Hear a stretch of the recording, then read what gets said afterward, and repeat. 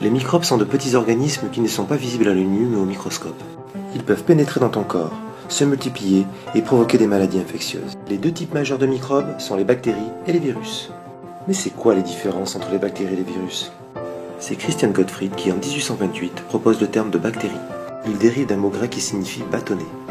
Le virus de la fièvre jaune est le premier virus pathogène de l'homme identifié entre 1900 et 1902. Mais c'est seulement avec l'apparition de la microscopie électronique dans les années 30 que l'on peut observer ces virus. Bactéries et virus, une différence de taille? Eh bien oui, les virus sont généralement bien plus petits que les bactéries. Les plus petites bactéries jamais observées mesurent environ 0,1 à 0,2 micromètres. Les virus sont en moyenne 1 millième de fois plus petits que les bactéries. Leur ordre de grandeur ne dépasse pas le nanomètre, soit 1 milliardième de mètre. Bactéries et virus, vivants ou non vivants? Les bactéries sont des organismes vivants unicellulaires, capables d'assumer seuls les fonctions élémentaires propres aux vivants, comme se reproduire par division cellulaire, se déplacer. Le déplacement pour certaines bactéries se fait à l'aide d'un flagelle qui est rattaché à la paroi et à la membrane. Pour d'autres bactéries, c'est un système de vie sans fin, comme chez les spirochètes, grâce à leur forme en hélice. Le virus, lui, ne fait pas partie du monde vivant, car contrairement à la bactérie, il ne respire pas, il ne peut pas avoir de mouvement propre, il ne grandit pas et il ne peut pas se reproduire seul. Bactéries et virus, une différence de structure? Eh bien oui, les bactéries, nous l'avons dit, ne sont constituées que d'une seule cellule. On dit qu'elles sont unicellulaires, dotées d'une membrane cellulaire et d'un matériel génétique, de l'ADN, mais pas de noyau. Les virus ne sont pas des cellules. Ils sont composés d'une coque, que l'on appelle capside, à l'intérieur de laquelle se trouve une petite portion de matériel génétique, soit de l'ADN, soit de l'ARN. Bactéries et virus, une transmission à l'homme identique? Il n'y a pas de différence de transmission entre bactéries et virus à l'homme. Cette transmission peut se faire par contact direct avec un individu déjà infecté. Elle peut se faire aussi par contact indirect. Les microbes responsables de la maladie ont été apportés par un agent extérieur. L'air, l'eau, un animal, une personne malade qui se frotte le bout du nez, puis touche un objet qu'on touche à son tour. Bactéries et virus, par où rentrent-ils dans ton corps? Eh bien tous les deux utilisent les mêmes voies d'entrée. La voie respiratoire, la voie digestive, la voie cutanée et la voie génitale. Bactéries et virus, un mode d'infection identique? Eh bien non. Et c'est le point principal qui différencie bactéries et virus. Les bactéries pathogènes se multiplient rapidement dans ton corps, par division cellulaire toutes les 20 minutes. Il faut pour cela que toutes les conditions soient réunies. De la nourriture, de l'eau, et une température comprise entre 20 et 40 degrés Celsius, soit la température du corps.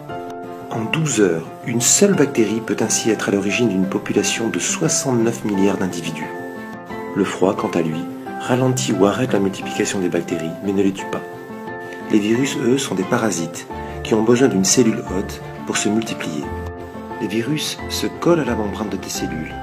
Ils pénètrent à l'intérieur, puis libèrent leur matériel génétique. C'est ce matériel génétique qui va forcer tes cellules à fabriquer des centaines de copies du virus qui vont s'accumuler à l'intérieur de celles-ci. Et c'est le nombre élevé de copies du virus qui va finir par faire mourir d'épuisement tes cellules ou les faire éclater. Dans les deux cas, les cellules hôtes vont mourir en libérant de nouveaux virus. En quelques jours, le corps est envahi par des millions de virus. Par contre, en dehors de l'organisme, la durée de vie de la plupart des virus n'est de quelques minutes à quelques heures. Bactéries et virus, quels symptômes provoquent-ils? Eh bien, pour l'un comme pour l'autre, c'est de la fièvre, une fatigue et un malaise général. Bactéries et virus, uniquement pathogènes? Quelques milliers d'espèces de bactéries ont pu être identifiées à ce jour, et la majorité sont inoffensives. Les bactéries jouent par exemple un rôle essentiel dans la fabrication du fromage, du yaourt et du beurre. Les bactéries acétiques, elles, jouent un rôle dans la fabrication du vinaigre. Le corps humain héberge près d'un millier d'espèces bactériennes différentes. Seule une cellule de notre corps sur 10 est réellement une cellule d'Homo sapiens. Cela représente jusqu'à 1,5 à 2 kg de notre corps. Par exemple, la sueur est l'aliment idéal pour de nombreuses bactéries qui se trouvent sur la peau sous nos bras. Lorsqu'elles consomment notre sueur, ces bactéries produisent des composés chimiques odorants qui sont responsables de notre odeur corporelle. Et plus longtemps on laisse ces bactéries consommer les composés de la sueur, plus l'odeur devient forte.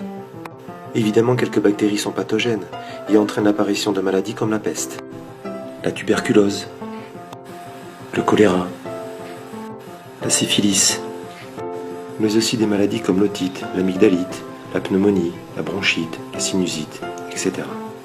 Sur une très grande variété de virus, seules 200 espèces sont pathogènes pour l'homme. La majorité des maladies virales sont bénignes, comme le rhume, l'angine, la grippe. D'autres présentent une gravité certaine, l'encéphalite, la mononucléose, la varicelle, le sida, les hépatites, la variole, les fièvres hémorragiques. Enfin, certains virus jouent un rôle dans le développement de tumeurs malignes et de cancers. Alors pour éviter ces maladies parfois mortelles, est-il possible de limiter les risques de contamination et d'infection? Et comment éliminer les bactéries et les virus de l'organisme? C'est ce que nous verrons ensemble en classe.